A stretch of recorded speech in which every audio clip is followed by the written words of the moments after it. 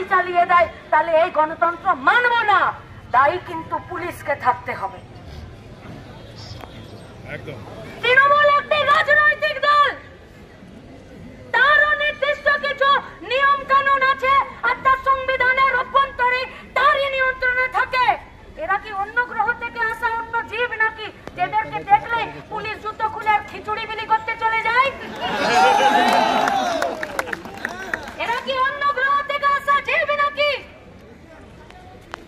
যে এদের সঙ্গে একটু হাত মেলামেলি করে ভুড়ি বাড়িয়ে নিলে মেদিনীপুর কলেজে সুচরিতাকে ধরার জন্য অন্য একটা মেয়েকে লাথি মেরে সরিয়ে দেয়? কি করছেন? সব থেকে বড় শক্তি মানুষের, সব থেকে বড় শক্তি জনগণের, সব থেকে বড় শক্তি সংবিধানের, সব থেকে বড় শক্তি গণতন্ত্রের। तुमके को तिनके का सहारा होता है, वो तो खुद जाएगी, आपको लेकर डूबेगी, आपने